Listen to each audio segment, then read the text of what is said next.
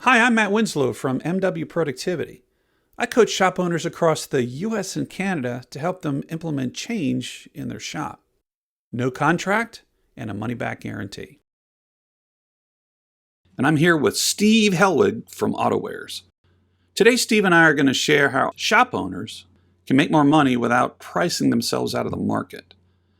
A lot of coaching companies are teaching the way to make money in auto repair is to focus on selling more labor and chasing a 60% margin on parts. Steve, the truth is, while that might work in some very isolated cases, it's a terrible idea for most auto repair shop owners. And worse, that strategy isn't the way you really make money in this business.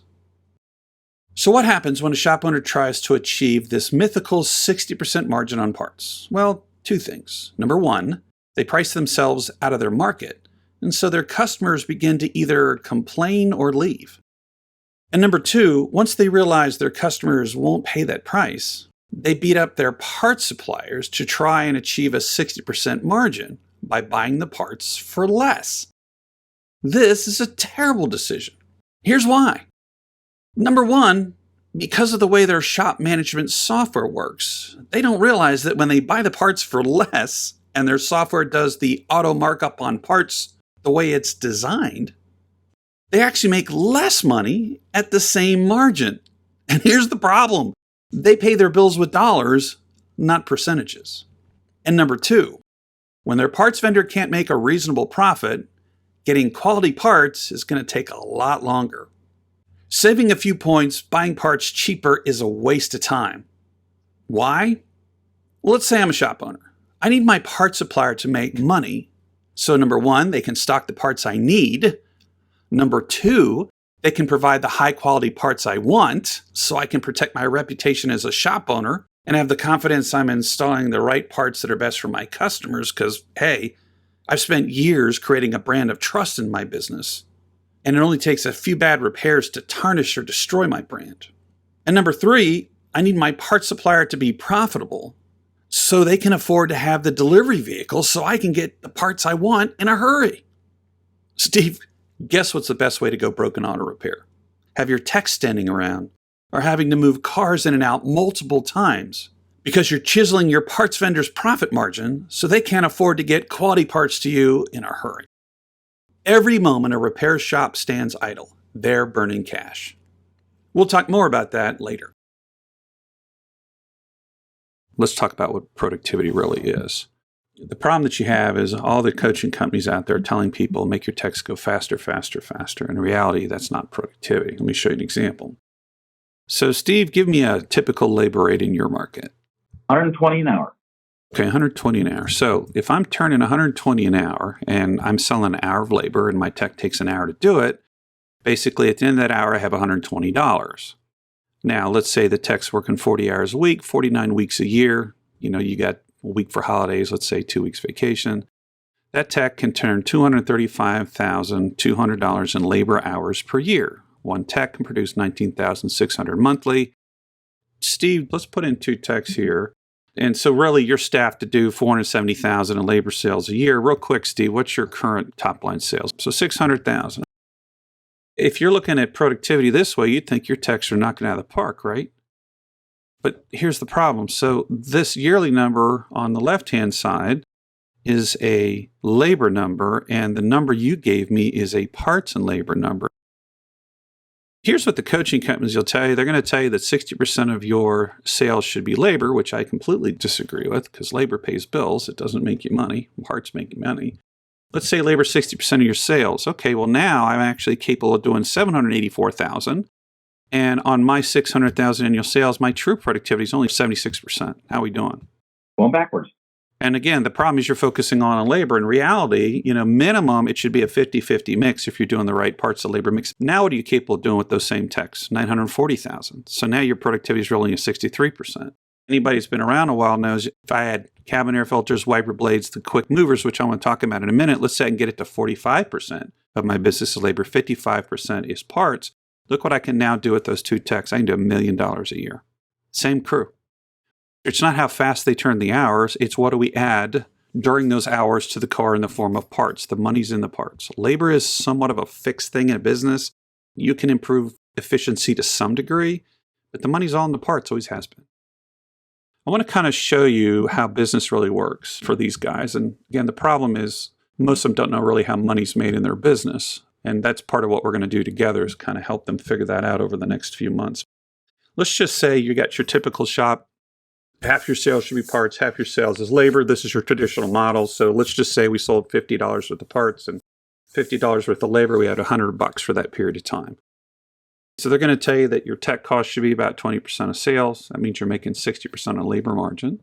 Steve, you'll notice that if my labor rate was 50 and I'm trying to produce 60 in gross profit, my gross profit versus my labor rate is supposed to be 120%. But here's what nobody teaches these shop owners. So you have something called break-even point or overhead. Overhead is called SG&A cost. So S cost is the cost of the service advisor. Let's say I'm paying him 10% of top-line sales. G&A is general and admin. General's rent, utilities, all that kind of stuff. And then admin is your owner's salary and anyone that works in the business that doesn't produce work other than the service advisor. So the model is to pay 10% of your sales for an advisor, 20% for G&A. Break-even point is 30% of sales. At this point, you're probably thinking, wait a minute, Matt. My coaching company told me those percentages are the budgets for overhead. Well, that's true. They probably have. But here's the part they probably didn't tell you. These are fixed costs. Fixed costs do not go up in dollars as you sell more parts and labor. And as for fixed costs as a percentage of total sales, the percentages actually go down as sales increase. For example, if my rent is about 50% of my sales and I double my sales, my rent in dollars didn't go up, so my rent cost as a percent of sales gets cut in half. Now my rent would only be 25% of my sales. This is why fixed costs tell us our break-even point. When it comes to making money in your business, there are two primary key performance indicators you should track. Number one, what is your break-even point in dollars? And number two, how much gross profit in dollars do you produce for every payroll hour you have each day, each week, each month, and each year? Why? Because once your gross profit in dollars passes your break-even point in dollars, now you start making money that you can keep.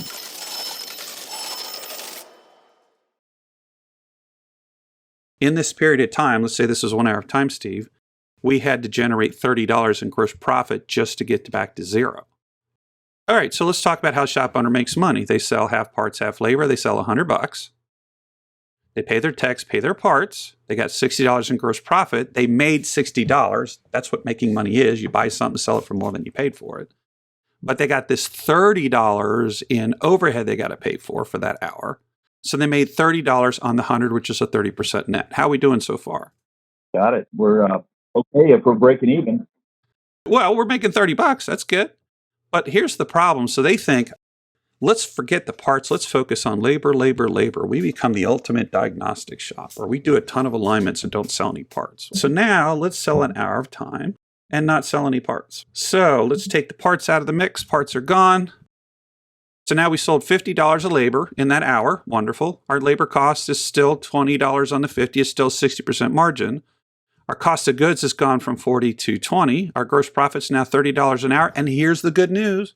All these coaching companies go, you're knocking it out of the park. You got a 60% gross profit margin, don't you? Yep. But here's the problem, Steve. The advisor cost is still the same. The G&A is still the $20 an hour. Your break even is still $30 in that hour. So what just happened is your cost of those things skyrocketed because you're still paying the $30 for that hour. You just have less sales to pay them again. So what's your net income when all said and done? Going backwards. Zero. So if you sell an hour of labor, what does an hour of labor do? It pays for your overhead. Labor in business pays bills. Parts in business make money. So let's change this equation a little bit more. What if I could put $75 worth of parts in this thing? Now, instead of making $30, I made $45. So the game is all about the parts. Let's just talk about general auto repair. So here's your $120 an hour labor rate, Steve, and let's say you're at a 50-50 mix parts to labor. So in that hour, you're going to produce $240. Before we jump over here to the left-hand side, I want you to look at the right-hand side. Let's say we're paying the tech $33 an hour. But in reality, it costs you $40. Why? Because we have something called tax and benefit cost. Your labor rate's $120. You sell an hour, takes them an hour to do it. It's 100% productivity. The cost of parts is $48. So we sold $240 worth of sales. We paid $87.60 to buy the parts and labor cost. Our gross profit is $152 an hour. That's how much money we made, but that's not how much money we keep, because we have to pay the cost of the people selling the job, marketing expense, and G&A. And so let's say our break-even point per hour is $88.80. Our net income is $63.60, which is 27% of the $240, which is cool. You made $63.60.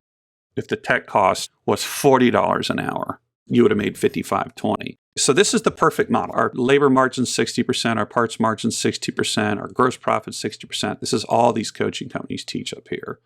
They totally ignore what's happening down at the bottom. Let's just say we sell an hour of labor and no parts. How'd that do for us? Going backwards. Well, here's the good news. You're still in the green because your gross profit's still 60%. Your coach is going to tell you you're doing great, man. You made $72, but your break-even point, which none of these guys know, is $88.80. So you actually lost $16.80. So guess what happens when you pay a flat rate tech 50 hours and he turns 50 hours of labor, no parts, because he's a real fast diagnostic guy? You lose $16.80 every hour he touches the car. How you feel about that? Our goal is to actually sell parts. So let's say we got back to selling parts here. Now we're making money. Now we're making $55.20. That's our budget. A lot better. We're doubling. So let's just say you're paying your guy, you're paying him $40. Hey, you may be paying him less, and that's cool, but let's just say that's what the going rate is. Your labor rate's $120 an hour. Let's say he's going to do a brake job. How long does it take your guy to do it? About 40 minutes to an hour. 100% productive. He bills 1 for 1. So let's say you're putting pads on this sucker, and you're paying about $47 for those awesome perfect stops. Is that about right, sir? Yeah. Let's say we're selling the labor for 1 hour and parts 47. Theoretically, if you were to try and do the perfect model and making 60% on it, you would have to take your cost of 47 and sell it for $117.50. Okay, whatever. That's your magical 60% margin. So let's take a look at your costs. You pay the tech 48, which is the 40 plus the tax and benefits. Your parts cost you 47. So basically you bought $95 worth of labor and parts, sold it for $237. Your gross profit is $142.50 left over. That's how much money you made. Got it. That's how much you made on the sale. It's not what you get to keep. What you get to keep is a function of what is your break-even point. So let's now look at our break-even point. Out of this $142, we got to pay the advisor. We got to pay the marketing costs. We got the general and admin. So our break-even point, $88. So we end up with $53.70 left over. So our goal is to make about $53.70 an hour on this job, right? You move the tech on to the next brake job. Is he going to be able to do that brake job in 10 minutes, or is that going to take him probably another 40 minutes to an hour? What do you think? Oh, yeah, another 40 minutes to an hour. Regardless of how many brake jobs he does, we're still going to end up with about $53.70 best case scenario. Am I right here? In profit after we pay the parts and labor for that hour time? Yep. So here's the problem with doing a pad slap on a car. It's usually you're going to do brakes around 50, 60,000 miles. You've had these heat cycles, and what happens is, if it's caliper system, you have O-rings in the caliper that swell. The pins start to get corroded, and so the caliper can't slide back and forth. Because remember, the piston pushes the inner pad, and then the caliper moving applies the outer pad. So what happens is you start to get uneven wear. Could you fix that? Yeah, if you rebuild the caliper, replace the square cut seal, which helps retract the piston, and if you put in all new pins and you replaced all the hardware and the O-rings and everything else, that would restore the brakes back to their original condition. Of course, at this point, now you got a rotor that's got a surface finish problem that's got run out, so you got to go machine it, which now makes it less efficient at getting rid of heat. And then you got to wash it and you got to put it back on the car and you put it all together. And if you do this right, you get a car that doesn't squeal, that gets decent brake life. How are we doing so far? Pretty good, but a lot of labor. If the customer got $60,000 out of the first set of brakes and he only gets $35,000 on the second set because we didn't do everything I just mentioned, how are they going to feel about that? Probably not going to make your Christmas card list, do you think? Yeah, so they're kind of expecting another $60,000, right? And they should be able to get another 60 if the job's done right. Well, let's do a real brake job. You really need to overhaul the caliper and replace the square cut seal. That's the thing that retracts the piston. It deforms as you apply and pulls it back. And you also need to put in all new hardware and new seals. Wouldn't it be easier just to buy a caliper and put it on there? Absolutely. Let's see what calipers cost. Let's say we're buying the calipers for $62 a pop. Some people are telling you, well, you got to make 60 points on those too. So to do that, I'd have to buy them for 62 and sell them for 155 a piece. If I'm an affluent East Coast market and people got more money, they know what to do with, that might work. But do you have any concern that might price somebody out of the market? Very much so. I kind of want people to come back. I want to build a relationship. How about we just sell them for less? And I'm not saying you have to, but let's just say we did. Is that okay? Sounds good. So list price is 103, which is a lot less than the 155. Let's be a community partner and help them out. So now we're going to take this and we're going to add another $206 to it. I think I'll even give them a deal on the friction. Is that okay? I bought the friction for 47. I'm selling for 117. List price is 83. Let's just say we did that. I mean, we could sell for more, but let's just be conservative. Is that okay with you? Yep. Okay, so instead of doing this route, just a pad slab, I'm going to do list price $83 for the pads, and then we got $206 list price for the calipers. Okay, so we're at $289 so far. $289. Now that's retail. Let's see what my cost is on this so far. I got $47 for the pads, plus $62 for each caliper. So I'm into this for $171. We still got to take the rotors off, machine them, put them back on the car. And here's the problem with that. Recurring pulsation comes from the fact that the rotor develops run out. When you take a rotor with rust and everything else and rust and build up and you have a surface finish problem and you put it back on the car even after you machine it, it creates a mating error, it creates runouts. In reality, most people are going to tell you to replace the rotors. Not to mention today's rotors on today's lightweight cars for fuel economy, they're designed pretty much to be single use. They don't really have a lot of reserve left. Yep. I mean, we're not driving 1971 Cadillacs where the rotor is 2 inches thick, right? By the way, if we just do the calipers and the pads, and we just sold them a list price, now we're making $101 in that hour time instead of $53.70. How do you feel about that? A lot better. Now, keep in mind, your margin went down on parts. You're not making 60% on the parts, but you're making twice the money on the actual net profit. How do you feel about that? That's where it matters. Would you be okay with making less margin where your coach is yelling at you saying the margin isn't high enough, but you made twice the money in the bank? Would you be okay with that? I believe I can take money to the bank and not margin. Let's say we got some rotors here. We're buying them for, what is it, 54 a piece? Is that right? Yeah. List price is 142, right? Yeah. And that's okay. Let's just say, though, that that's going to price me out of the market.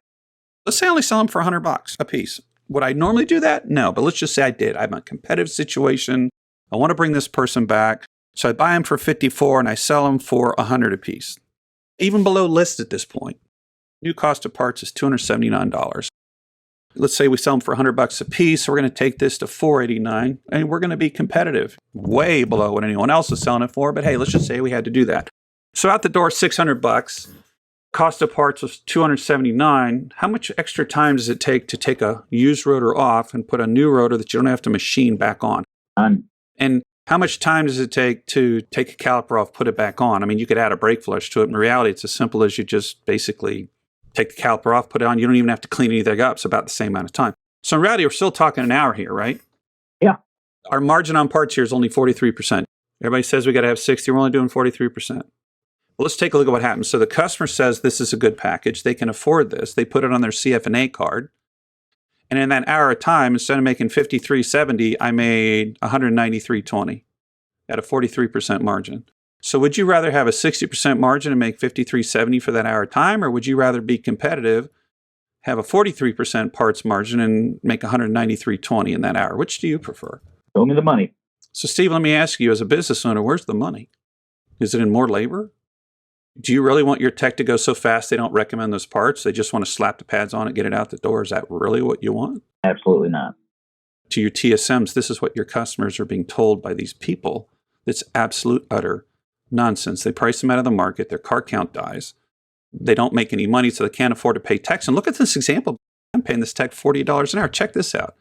Let's say you're in a tough market. You can't find a tech. I can get you a tech. You got to pay him. Let's say I pay this guy $55 an hour. Do you have to pay that? No, but let's just say that's the only way you could get a tech. Could you still make money? Sure, why not? You made $175 instead of $53.70, and you got the most expensive tech around. You got the best tech around. Let me ask you a question. If everybody else around you is making $30 and you can pay them $55 and make 3 times the money, do you think you could find techs? But how do we get there? We get there by not overcharging people. We get there by focusing on doing a complete service. And we do that by taking care of the customer and taking care of your people. And customers going to come back and tell all their friends because we gave them a fair price.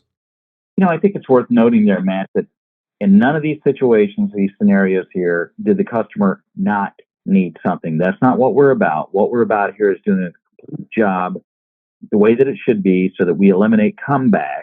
So we're not going to be the low-cost provider and keeping our fingers crossed and hoping that it holds together with duct tape and baling wire. A lot of people offer something called a loss leader oil change. Here's what your typical shop does. They're paying the guy $33 an hour. They bill the customer 3/10 for the oil change. Takes the tech about a half hour with the DVI. They said the parts cost was about $27.58 for, I think, the 5 quarts of oil and the oil filter. Mm-hmm. So they said basically they're selling it for $69. This is their model. So we bought parts for $27.58. We got the tech tied up for a half hour, even though we're billing 3/10. So here's our labor sales, parts sales. Here's our labor cost, parts cost. Total cost of goods $47 against $69 revenue. So we made $21.62 for that half hour. Then we have our fixed cost. You actually lost money. So let's say we add a cabin air filter. What do you guys sell that for? And they were giving me like $50. Yeah. I said, okay, a car dealer sells that for $90 install, but hey, that's cool. You want to be cheaper? What do you pay for that? And they told me what they paid for it. Okay, they're getting wipers for about 19 or something. Let's just do wipers and a cabin air filter along with this. In this example, we were billing 3/10 of an hour. It took the guy 5/10 to do the job. Here, we're going to charge a little bit to install this stuff. So now we're at 6/10. Oil change is now more profitable than general auto repair, and I get to look at the car for all the other stuff. If you're ready to make more money, enjoy more free time, enjoy less stress, and make things run smoother, then reach out to me today by phone, text, or email and schedule some time where we can chat confidentially. I look forward to hearing from you.